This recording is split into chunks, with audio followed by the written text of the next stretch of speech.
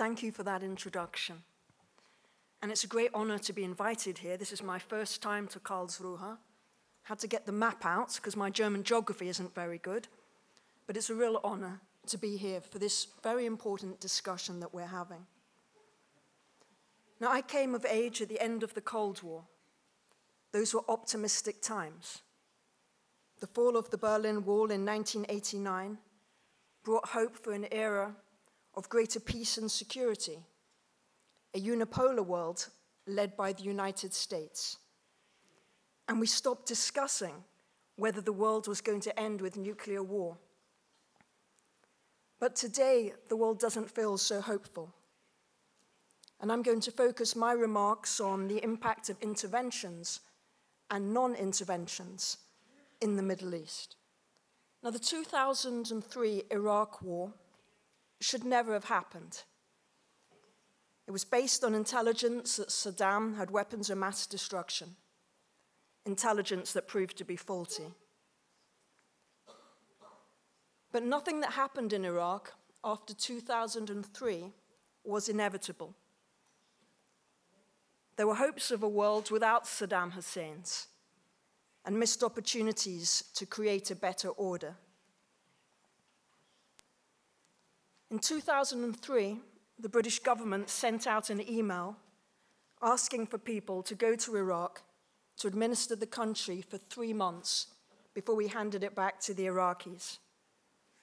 And I was someone who was against the war, but I volunteered to go and apologize to Iraqis for the war and to help them rebuild their country. I had spent the preceding decade working in Israel-Palestine, helping to build up the capacity of Palestinian institutions and to strengthen relations between Israelis and Palestinians. So I felt I had some useful skills to offer. And I ended up staying in Iraq a lot longer than 3 months. I stayed there through the surge and the drawdown of US forces and ended up working as the political advisor to the top American general. So why did Iraq fall apart? Now, many Westerners attribute the civil war in Iraq to ancient hatreds between Sunni, Shia, and Kurds. They argue that Iraq was only held together by dictatorship and that the removal of Saddam Hussein inevitably led to fighting among Sunnis, Shia, and Kurds.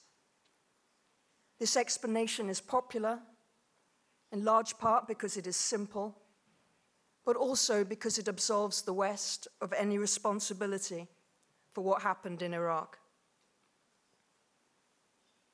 But Iraq has long been a multi-ethnic, multicultural society. Iraqis are Arab, Kurd, Turkoman, Sunni, Shia, Yazidi, Kakai, Shabbat, Christians. A century ago, 40% of Baghdad was Jewish, before the Jews were forced to leave after the establishment of the State of Israel. Iraq's Sunni, Shia, and Kurds have never formed homogeneous political communities. Intermarriage in Baghdad, when we got there in 2003, was estimated at 30%. Some Iraqi tribes migrated from the north and west of the country to the south in the 19th century and converted from Sunni Islam to Shia Islam in order to avoid paying taxes to the Ottomans. So tribes in Iraq have Sunni and Shia members. So we have to ask ourselves why people who lived together, mostly peacefully through the centuries, are now in conflict. And it's a question that those familiar with the Balkans have also asked. It's the state today that provides the framework for competition between individuals and groups to take place non-violently. It's the state that develops a sense of citizenship through education, symbols, military service, etc. And the coalition, when they invaded Iraq, failed to replace Saddam's regime with a state that treated all its citizens equally, upheld the rule of law, and distributed wealth.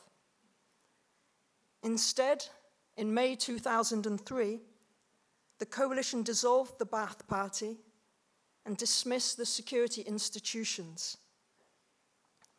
In so doing, it removed the sinews of the state that held the country together. In the resulting power vacuum, Iraqis formed gangs to protect themselves. Insurgents and militias flourished, the borders weren't protected, jihadis came in, and all this led to a breakdown in social order and Iraq's descent into civil war.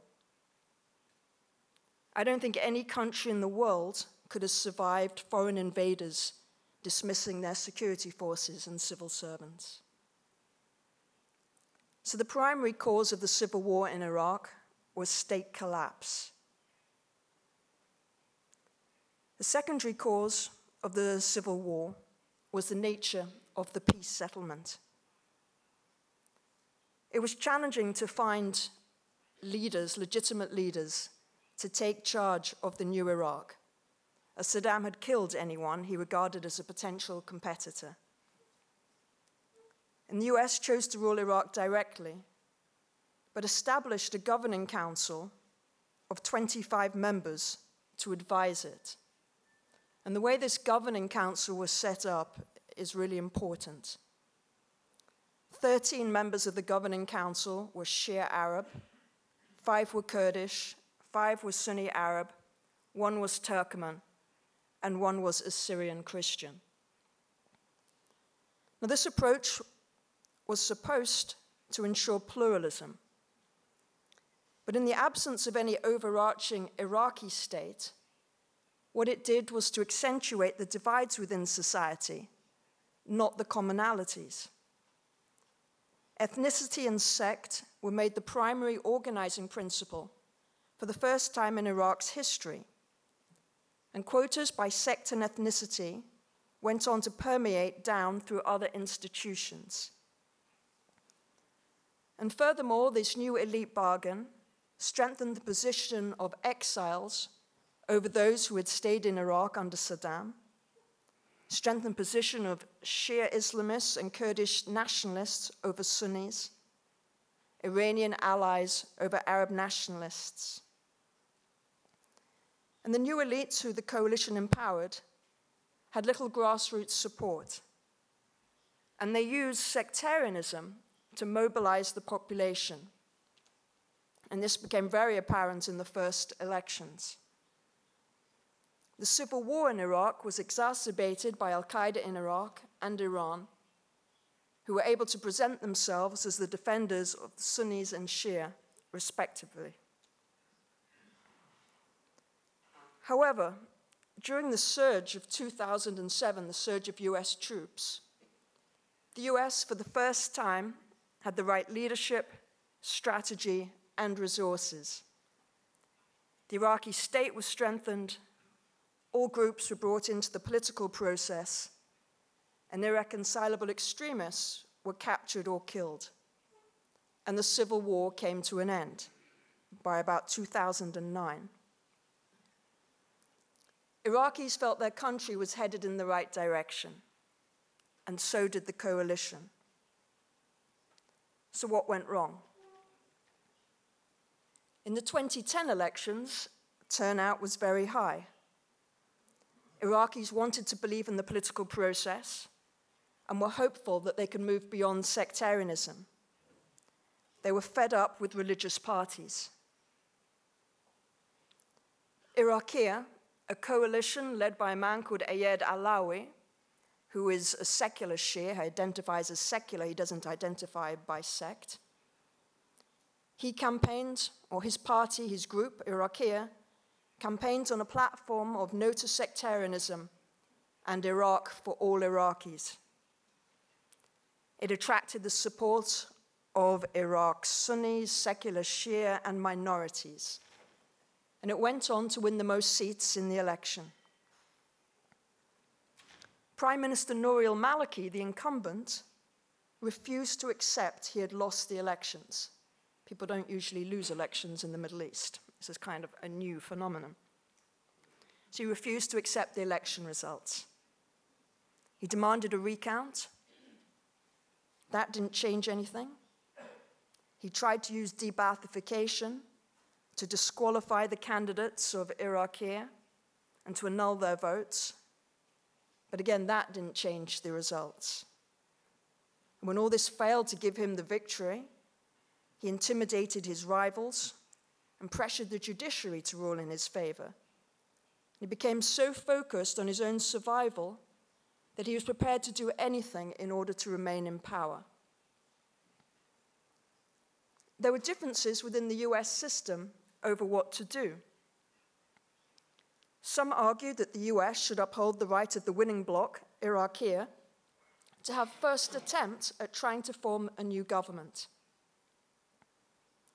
But in the end, the US decided to support the incumbent, Nouri al-Maliki, for a second term, despite him not winning the election. The reasoning being that they believed that Maliki was a friend of America, that Maliki would give the US a follow-on security agreement to keep a contingent of US forces in Iraq after 2011, and that Maliki was an Iraqi nationalist. And this was thought of as the quickest way to ensure the government in Iraq was formed ahead of the US midterm elections. Iraqi politicians, however, had been trying for the previous 2 years to remove Maliki through a vote of no confidence in the parliament, fearful that he was turning into a dictator. And so they refused US pressure to keep Maliki in power. And Iran saw its opportunity. Iran saw that it could increase its influence by stepping forward to broker the formation of the government. And Iran also decided to keep Maliki as prime minister, but with the support of the Sadrists, who were the most anti-American group in Iraq, and on the condition that all US forces departed Iraq by the end of 2011. So that's how Maliki came to get his second term. And secure in his seat again, first thing that Maliki did was accuse Sunni politicians of terrorism and drove them out of the country. He reneged on his promises to the tribal leaders who had fought against al-Qaeda in Iraq with US support. He arrested Sunnis en masse, and he subverted the democratic institutions that were supposed to keep a check on his power. There were Sunni protests across Iraq, which were violently crushed. And such an environment enabled the Islamic State to rise up out of the ashes of al-Qaeda in Iraq, and Sunnis, who had previously defeated al-Qaeda in Iraq, now determined that ISIS was the lesser of two evils when compared with the Iranian-backed regime of Nouri al-Maliki. So the Iraq War and the way in which the US departed the country left the state weak and changed the balance of power in the region in Iran's favor. And it's very common to hear in the region people say that Iran drove America out of Iraq, or that America handed Iraq to Iran on a silver platter. And this exacerbated a geopolitical struggle between Iran on the one hand and Saudi, the Gulf states, and Turkey on the other, which has led them to support extreme sectarian actors in different countries, turning local grievances over poor governance into regional proxy wars. And we see this especially in Syria. So in 2011, when young people across the Middle East came out onto the streets to demand dignity and justice, and you could see that across the Middle East, these young people were angry at the regimes for being corrupt and failing to provide jobs and services. When this happened in Syria, Assad didn't talk to the young secular demonstrators. He immediately moved to violence and brutally crushed the young protesters. And to undermine the secular protesters and portray the opposition as terrorists, he released from his jails Islamist extremists, jihadis.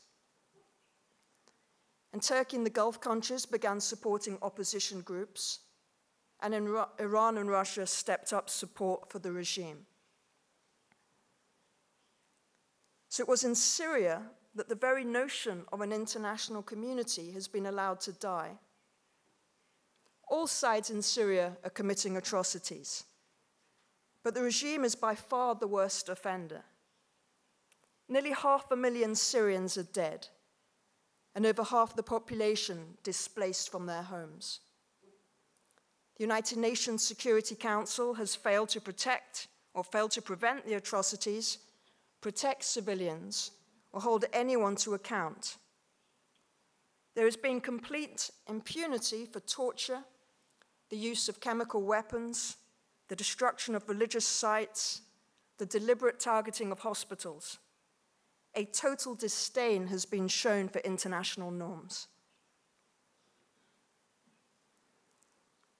So refugees fleeing these conflicts in the Middle East have been arriving in little boats on Europe's shores.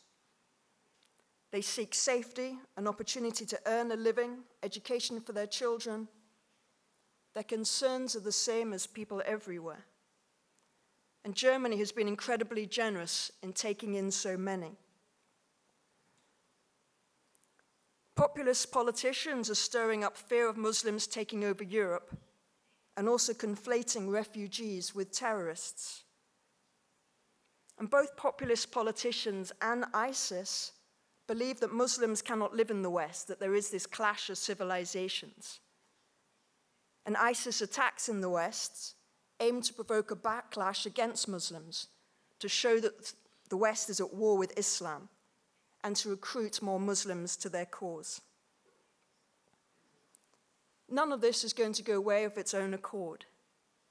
Peace does not come through passivity. The chaos of civil wars in the region has created the conditions for the rise of extremist groups. ISIS is not the root cause of the problems in Iraq and Syria. It's a symptom of failed politics and broken governance. And there's a symbiotic relationship between corrupt elites and terrorists. They justify each other's existence, each claiming to provide protection from the other. ISIS is being pushed back in Iraq and Syria, but if the very conditions and grievances that enabled the rise of ISIS are not dealt with, then other iterations will appear in the future and will likely also find footholds. Now, why should we care? Well, what happens in the Middle East doesn't stay in the Middle East. And we can see the sense of an international community has broken down. The Iraq War was the catalyst, and the collective failure of the international community to respond to the carnage in Syria is the evidence. The challenge facing Europe is not only how to deal with the humanitarian fallout, but also how to help end the civil wars in the Middle East, and how to set incentives for the regimes there to reform. The challenges are great, but surely not beyond the wit of our generation to address. Thank you.